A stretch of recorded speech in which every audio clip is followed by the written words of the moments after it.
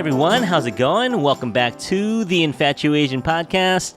It's no secret that we're nerds around here, and some of you might remember way back, I think in season 1, we did a little episode on Star Wars Visions, which was a cool little project that Disney did with some top anime houses in Japan, and they were asked to make some Star Wars anime shorts in their own style, but that wasn't canon work, meaning it wasn't part of the Skywalker series or part of the main Star Wars line.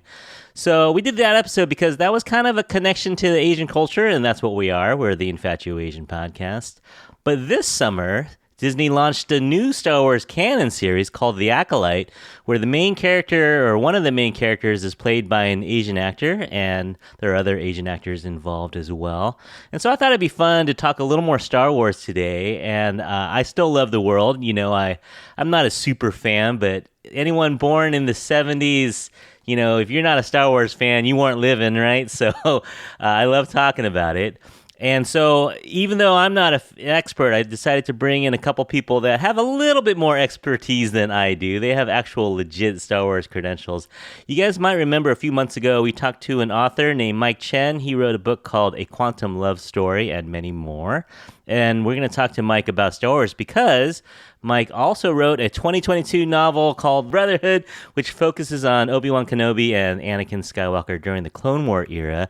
Also written a bunch of short stories and other Star Wars-related posts for other outlets. So welcome back to the show, Mike Chen. Thank you for having me back. Oh, yeah. You're the first person I thought of when I was like, who can I talk to about The Acolyte? I should talk to Mike Chen.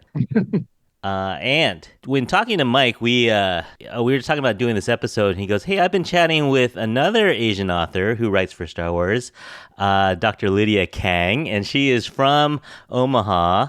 And so he said, hey, would you like to bring her in on the chat as well? And I was like, absolutely. And unbeknownst to Mike, I actually had Lydia on my list of people I wanted to reach out to. But here's the problem.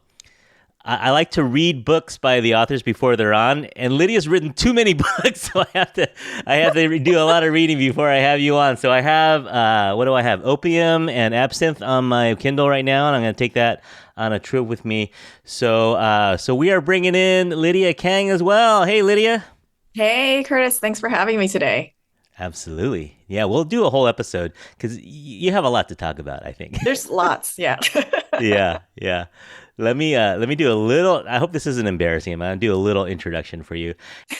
Lydia is a practicing physician and associate professor of internal medicine over in Omaha.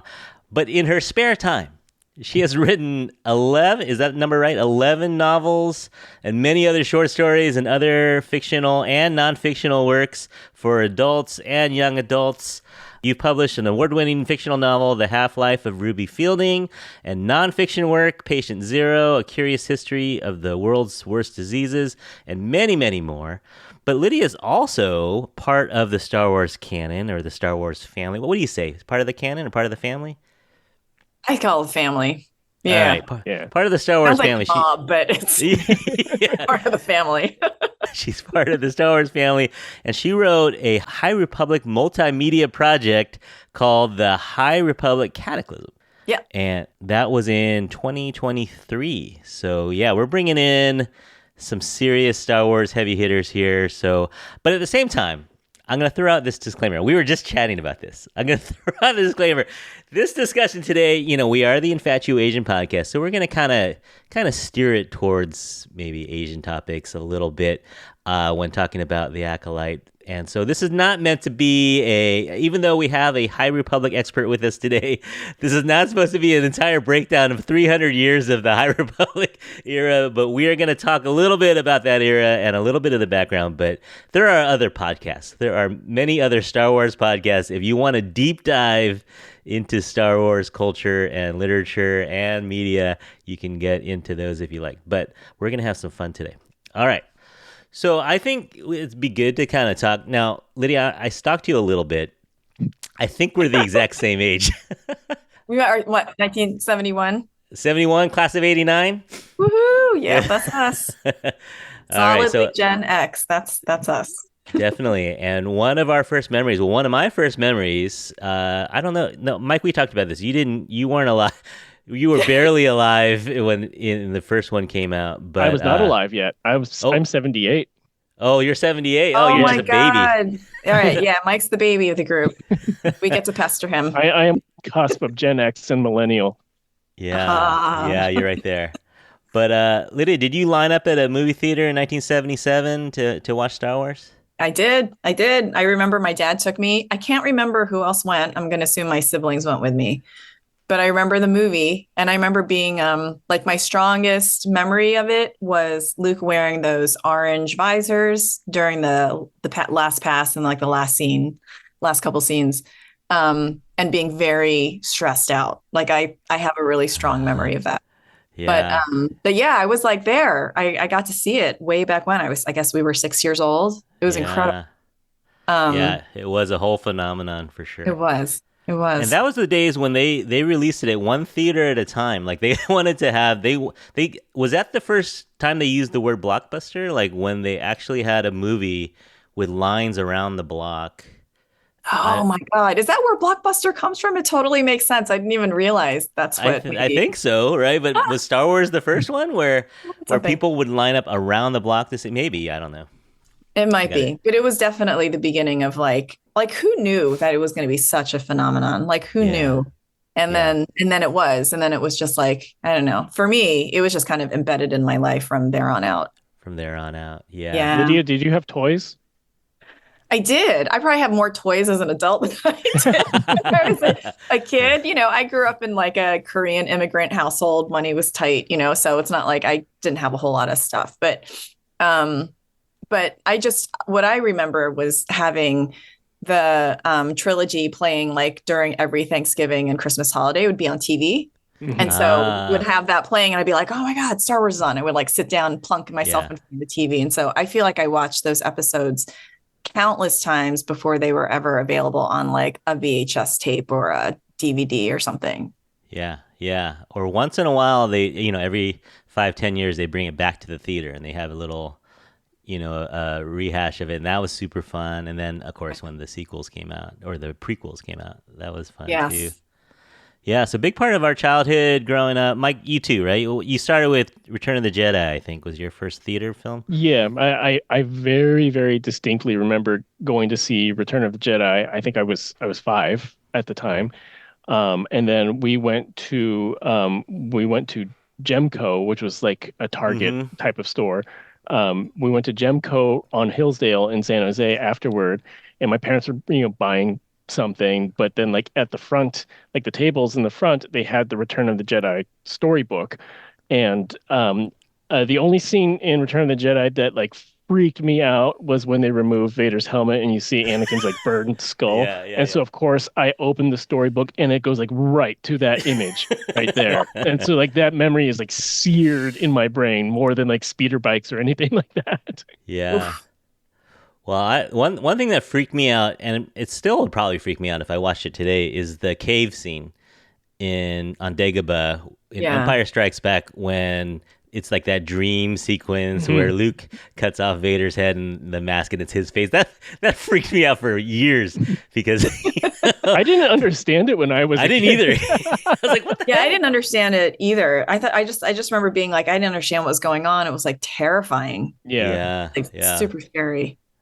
And actually, I think we're getting a little more with the Acolyte. I think there's some theories that we're getting to know a little bit more about that scene too, a little bit more about that image and what happened there. So finally, 40 years later, we're getting a little bit of closure on what actually happened in that cave. But we'll see. Not exactly.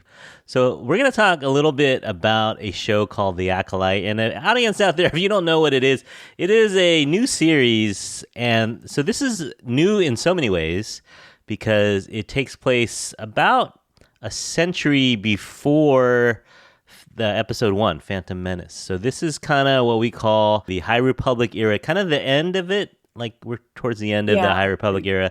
We'll talk a little bit more about that. There are books you can read if you would like to know more about the High Republic era.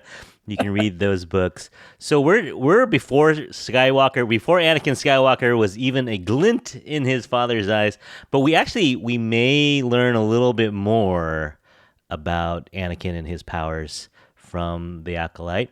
So this is pretty groundbreaking stuff, pretty exciting for Star Wars fans, I think, because this is an era we haven't seen on TV or film before.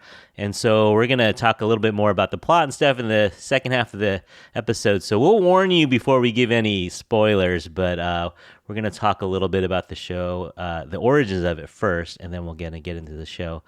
So, again, we're the Infatuasian podcast. So Asian representation in the Star Wars universe for the first 40 years or so was a little sparse. And Lydia, being the straight A student she did a little homework. She did a little research. You want to fill us in on some ideas of Asian representation in the universe at this point?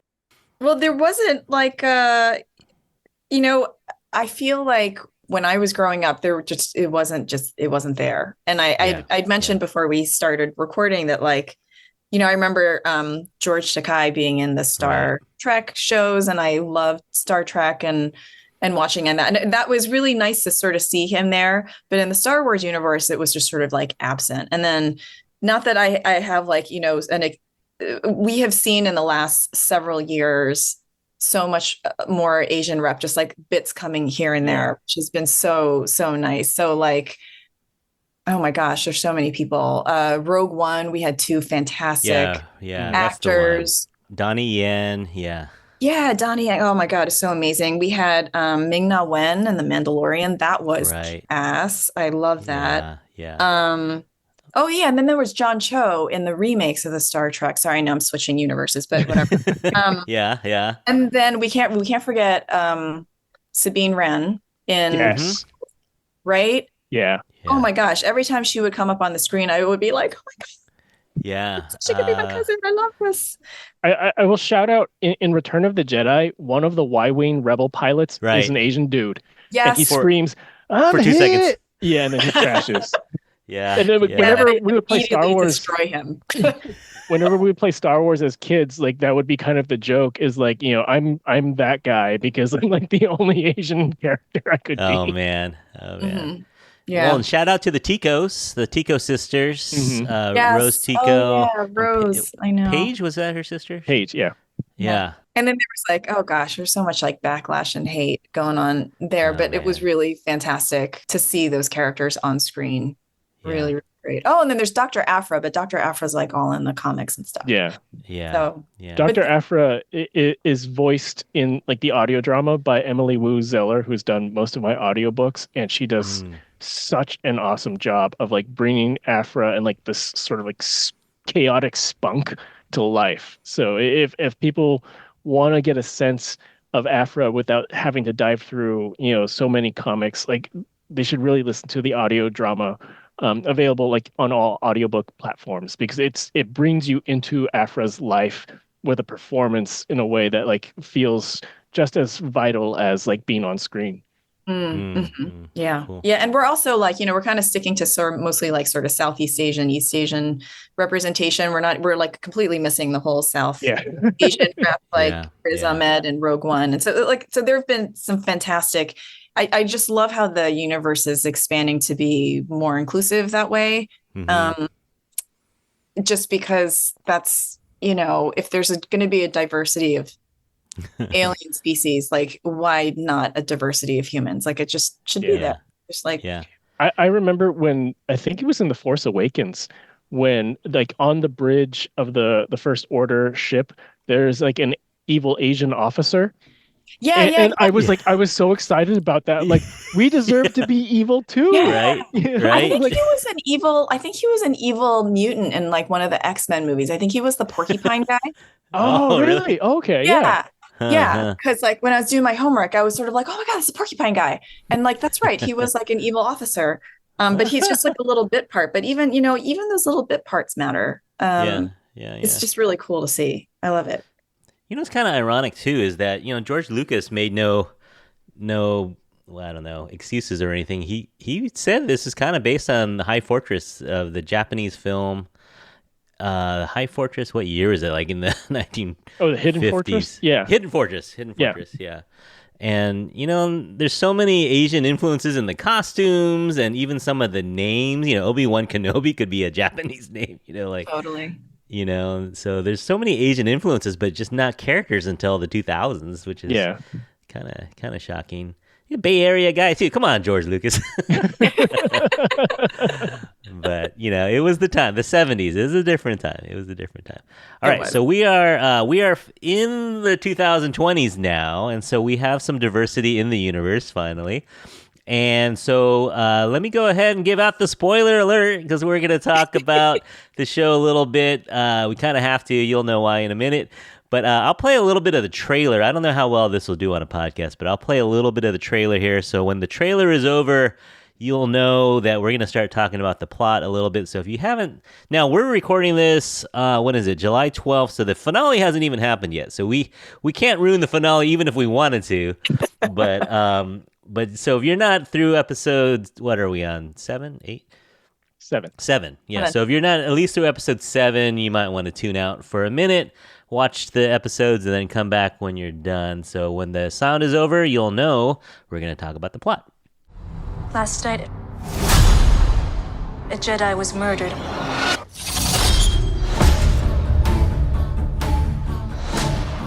The Jedi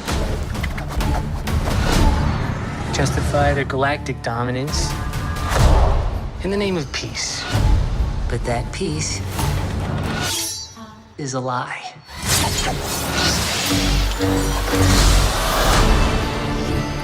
Jedi are being hunted.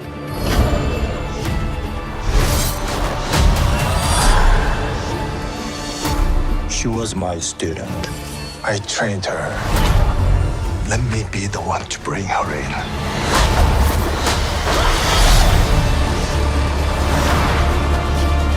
I sense this is only a small part of a larger plan. Some sort of shift to tip the scales.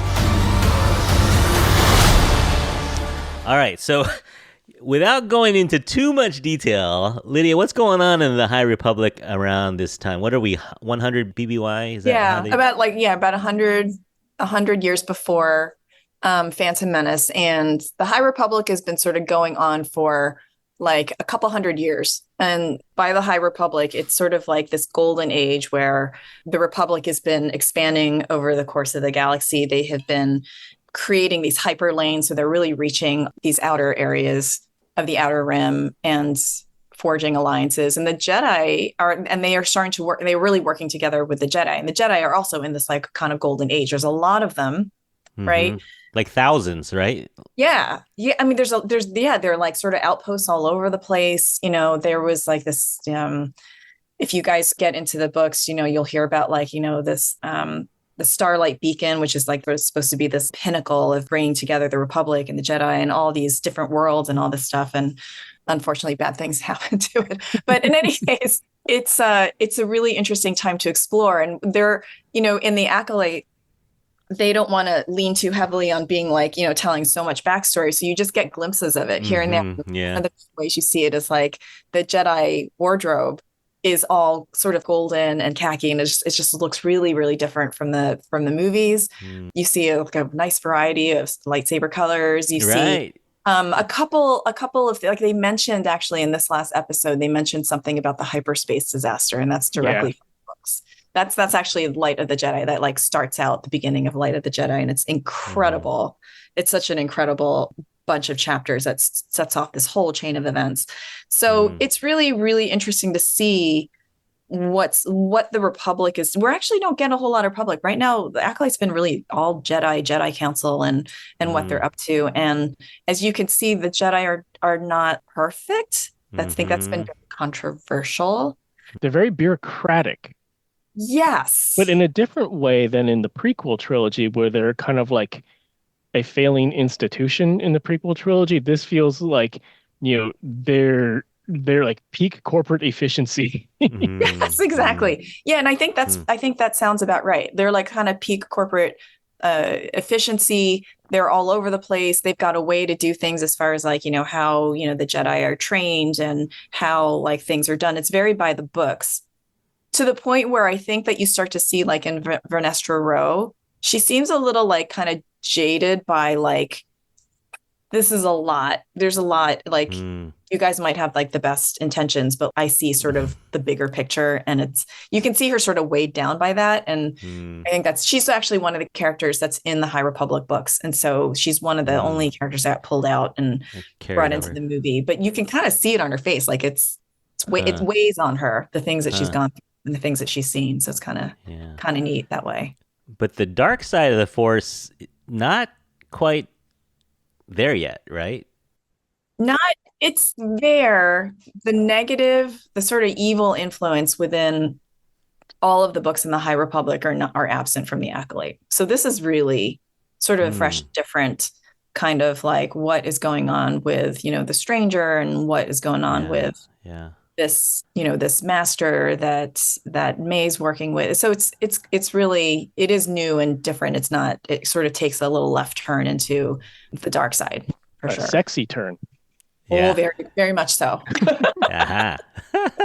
Okay, so basic plot here is it starts out there's an assassin taking out some Jedi, and the Jedi are trying to investigate what's going on because they think it's linked to this Padawan from 15 years ago. And so they're trying to investigate this, and as they dig into it, you kind of get some more and more stuff revealed. What does the title of the Acolyte mean? So in Star Wars lore, the Sith go by the rule of two, which is there's always a master and an apprentice. And this is explicitly called out in The Phantom Menace. And so the idea of an acolyte is an apprentice. And this is discussed about halfway through the season about how there's clearly an evil master and there's clearly an apprentice, and there's always going to be a battle. The idea, the Sith rule of two is an idea of ascension. The apprentice, the acolyte, always kills the master and takes power, and or the master kills the apprentice and then just finds another one. It is how they work. And so there is some discussion about that throughout the series. We don't know how it's going to quite land yet, and there are theories about who is really the master, who is really the apprentice. That has been the fun of my text chats with Lydia as we've explored that. And I think like the big reveal halfway through the series that Manny Jacinto's character is super powerful and super buff. Powerful. I think like that just set off all sorts of speculation. But as I will say, as an Asian dude who has lived for 45 years of like not really having like good representation in Star Wars, like in the way that like as an Asian man, I mean, like in culture, like we've kind of been looked at as like a sexless entity, and to see like the internet just suddenly lusting after Manny Jacinto was just like I've waited decades for this. Like it's funny because like one of my friends texted me and she's like, "Is it okay for me to objectify him?" And I'm like, "Yes, do it. Please do it. Like We'll take it. My entire life for this." Yeah. Well, clearly you're not into K-pop, Mike. You got to get into K-pop too, and you'll experience the full objectification of Asian males. Yeah, but so that's why we're here. We're talking about some really cool casting decisions on this one. Main character, Master Soul, played by Lee Jung-jae. People probably know him from Squid Game, but he's a huge actor in Korea. Like he's very well known, very awarded actor in Korea. But fun fact, I think he learned English just for this. Yeah. Just for this role. Like when he got offered the role, he's like, okay, I'm gonna watch all the Star Wars stuff and I gotta learn some English in 4 months. Oh my God. Kudos to him, man, because if you told me that I had to like do an interview in another memorize something in another language and perform on screen, that takes a lot of guts. So, and he has been acting beautifully in this.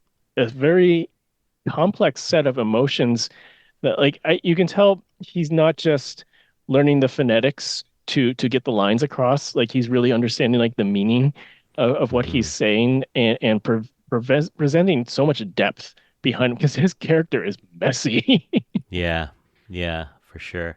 Yeah, it's just been incredible seeing him. And the last thing I saw him in was Squid Game, and that was like, a couple of years ago. And so I think I saw him at Celebration, like from a very like long distance, and I was like so excited that he's here. Yeah. He had a translator next to him the whole time. It was awesome. Yeah. But he's been fantastic, and he brings a really interesting mix of gravitas and also sort of hope and excitement. You can see that sort of energy bubbling in him when he like just trying to do the right thing, trying to make his choices. And I think he's doing a fantastic job in the acting. Yeah. And his fighting is good too. Yeah, he's smooth. Yeah. Yeah. And he's not like some spring chicken either. Like I got to give it to him. Like it's, now that all I can speak on behalf of the three of us who are all like 45 and up. It's hard to move a certain way. Yeah, for sure. And that kind of stuff is just incredible. Like he's been doing great. Yeah, no, I agree.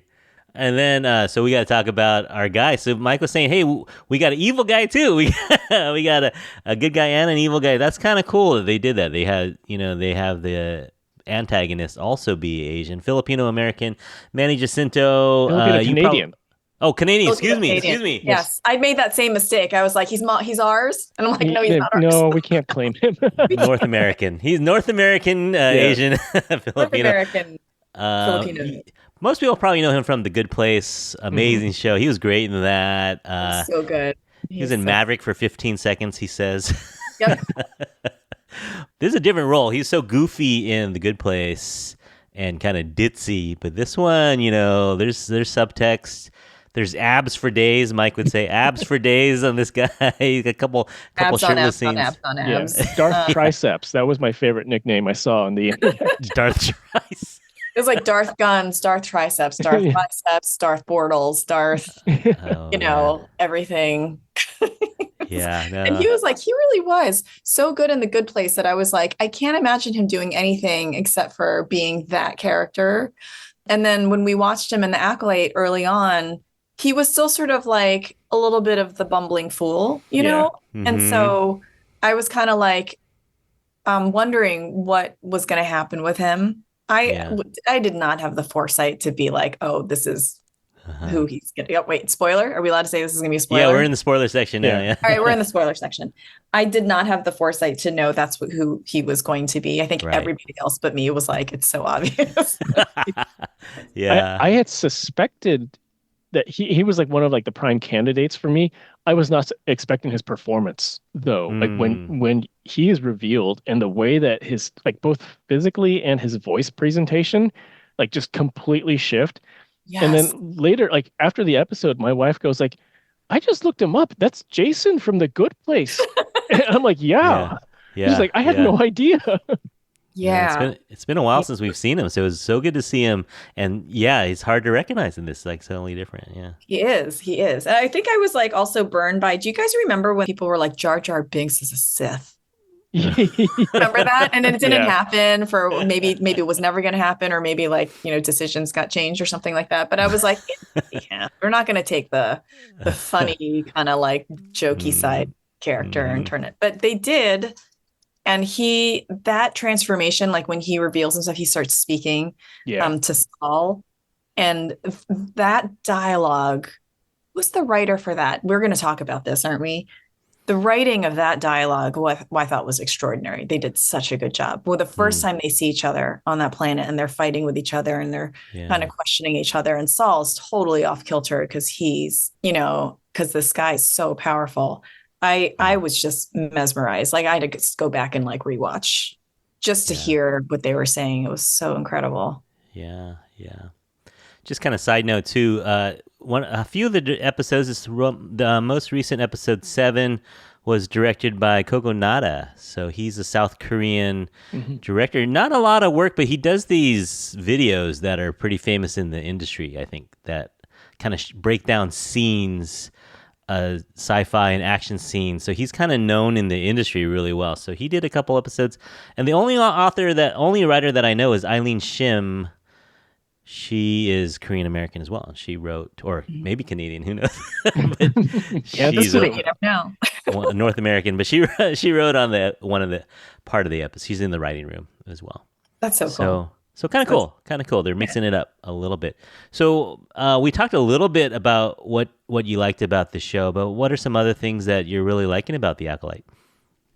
I know, like, after the first episode, because like actually only read like the first High Republic book. I just haven't had the time to really dive into it. So like I know more about it existing rather than like the details about it.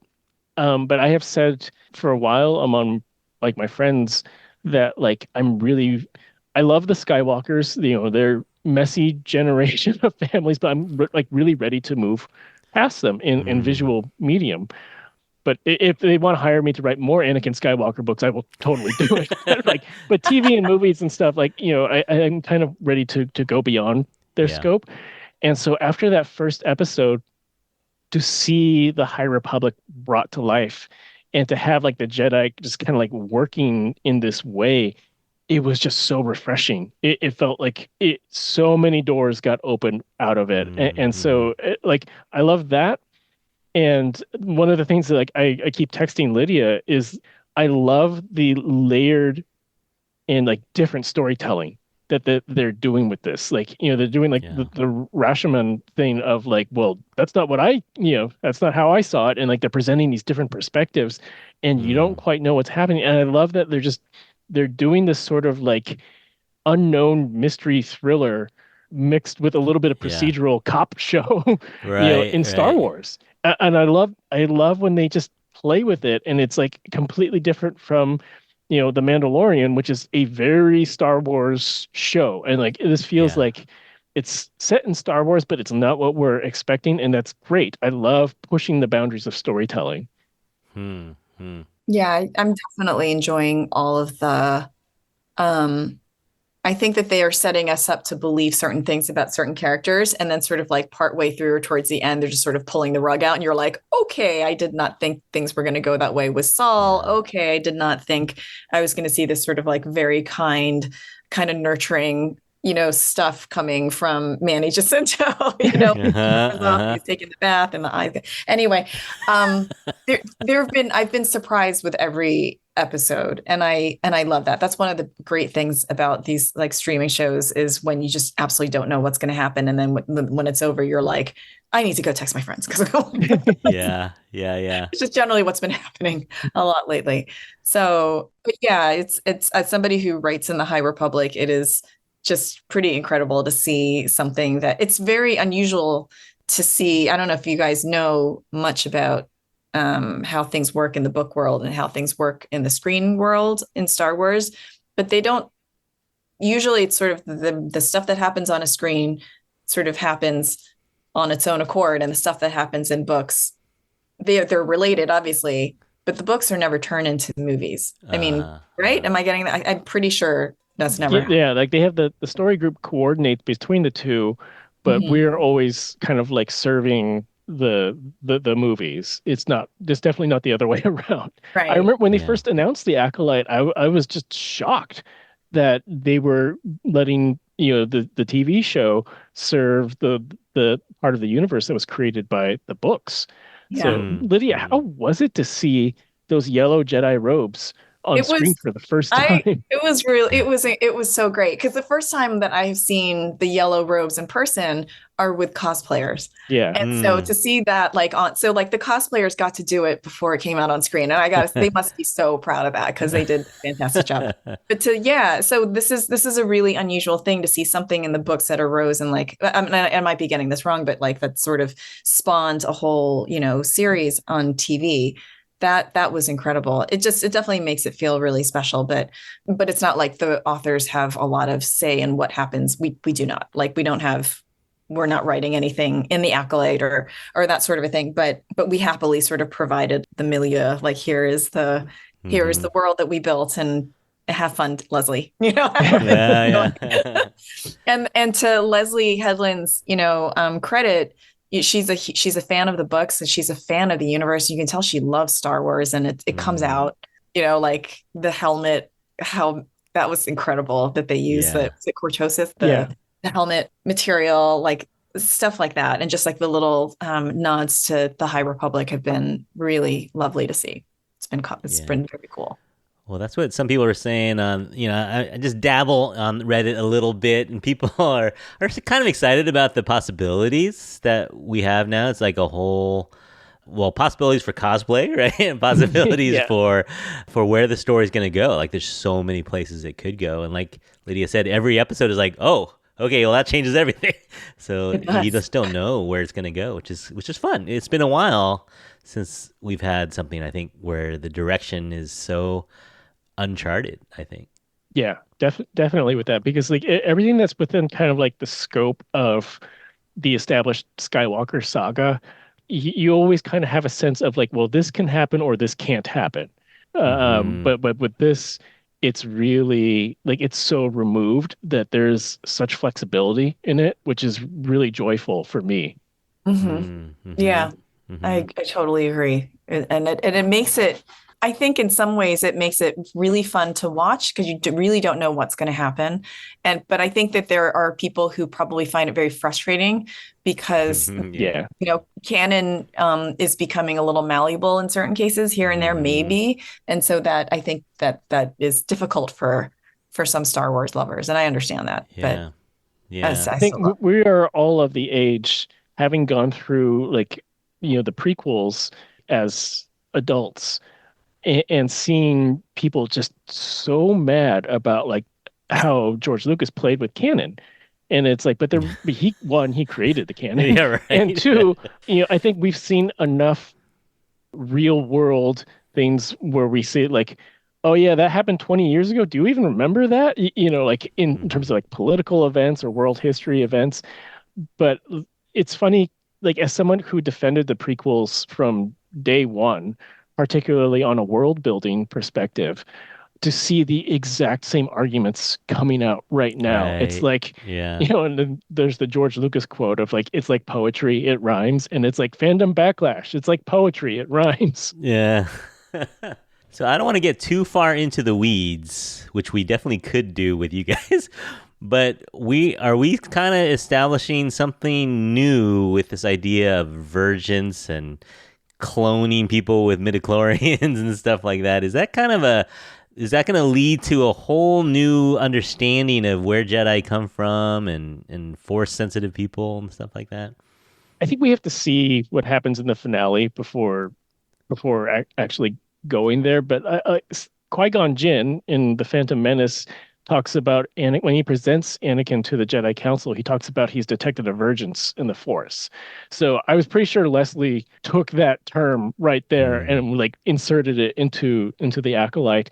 I know there was some fandom discussion about like, does this kill the story of Anakin Skywalker, being, and I'm like, no, it doesn't, because like if you're looking at generational knowledge of how does Darth Plagueis learn to influence midichlorians to create life, it's not like he had to learn it somewhere. I mean, there's always knowledge being passed down. And I think this is just weaving into the lore of different Force users, different cult users, or different cults. And, the Sith are users in like the strictest term. Like they will take whatever from anyone and like turn it into their own. So to see a cult of Force witches, on a planet where the Force is very powerful, and to know that like somehow a Sith manages to steal this knowledge is totally lines up with canon for me. Like it is like, of what we know of how the Sith operate, like to me that's just like, oh yeah, they're just Sithing. You created a verb. Yeah. Sithing. I agree. I mean, I think that everything that we've seen so far that has been shocking has been seen before. We've had Witches of Dathomir, we've had Virginses, we've had strange birthings of Force-sensitive people due to midichlorians or, interesting M counts, as they called it in the Acolyte. This is stuff we've seen before. And so to play with something that's around and sort of move it in a certain direction, I think is well within the realm of what you're allowed to do as a writer. So I'm cool with it. And I'm also just sort of, again, I tend to be a very optimistic Star Wars watcher. I'm kind of like, cool, let's see what happens, as opposed to being like, this is terrible, blah, blah, blah. I'm just a more optimistic watcher. So I'm more sort of excited about where it's going to go and how it links to things. how it will link to the whole thing in Phantom Menace, where they're like, there have been Sith for, like thousands of years. And like, how are they going to reconcile that? Like, I'm really looking forward to seeing if and how and when that will happen. One thing I learned, because, like being an obsessive fan during like the prequel era and beyond, I learned that setting expectations for myself only leads to disappointment. And I started to apply this to like all my other fandoms. And I found that like it's just way easier to enjoy. Like speculating among friends is fine, but then like when you set that expectation as like I need to see this, otherwise I'm gonna be super mad. I think that's where a lot of people like don't have like you kind of need that self-awareness that like that your theory is taking over your expectation and turning it into something that's going to cause you disappointment. And I think just like kind of going through the prequel era and like an understanding that about myself, I just learned to turn that off. And it's like I just enjoy stuff way more once I started being able to do that. That makes a lot of sense. I mean, you're not the writer, you're not the creator. And I can't remember who, I think it might have been Kevin Scott. I can't remember. Somebody was tweeting or threading about this recently, and they're sort of like, if you don't like how it's written or you don't like how it comes out, like go start. It was Kevin. Go start writing fiction stories. And to a certain degree, I know it's not that easy to do. Right. But yeah, I think it's so funny. I think you need I think you're going to need to make a t-shirt, one that says like anger leads to the dark side or fear leads to the dark side. And then expectation leads to disappointment. they sound a lot alike. Yeah. Oh man. Let's see. Well, what do you think? Should we end it there, or you guys want to go further with theories? I have to get going in like 5 minutes to go to PT. So I guess we better end it there. Oh man. We talked about a lot of stuff though. This was good. We squeezed in a lot, so I think we're gonna end it there. We're looking forward to the finale on Tuesday, and who knows, maybe another season or more of this line of. Hopefully, we'll see. I don't know how they resolve everything in one episode. I mean, we were just texting about that earlier. Yeah, no way. There's no way. No, it might be another 40-minute long one that, but we'll see. But I'm not having any expectations, Mike. I'm just going to go in and enjoy it. We'll see what happens. So let's see. Besides Cataclysm and Brotherhood, you guys have any projects you want us to kind of mention here? Okay, yeah, by the time this goes out, I should have a new announcement, so just check my social media. It's supposed to go out, I think, like late next week, but in publishing, things get shifted around, so I don't know. But I should have something to do with space, but not an established franchise. Okay. All right, so go check at Mike Chen Writer on Instagram, or you can go to Mike's website, www.mikechenbooks.com. Mm-hmm. And to find out more about Lydia, you can find her at Lydia Kang, or her website is lydiakang.com. Mm-hmm. Hey, thanks so much for both of you coming on and talking a little Star Wars. I love this. I'm not a huge Star Wars world person, so this has been like a dream for me to talk to you guys about this stuff. Oh my God, it's been so much fun. I finally got to talk to Mike face to face about this, so this was awesome. Oh, you got off the group chat for a second. Yeah, we did. If there's an Acolyte season 2, let's do this again. Absolutely. Absolutely. All right. So as I mentioned, you can always reach us at infatuasianpodcast@gmail.com. You can follow us over at Infatuasian Podcast on social media. So huge congrats on everything that you guys are up to. And of course, may the force be with you. And also with you. And also. Thanks, Curtis. Thank you. Absolutely. And everyone out there, thank you for listening. And so on behalf of Lydia, Mike, and myself, we hope that you're all happy, healthy, and safe. And the force is also with you. And we'll talk to you soon. Bye, guys. Bye. I sense this is only a small part of a larger plan. Some sort of shift to tip the scales. It's time to face the past.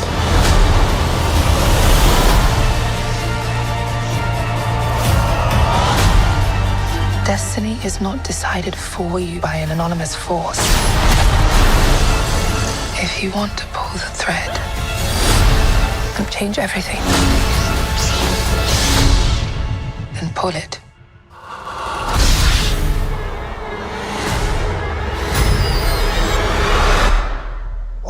Lydia.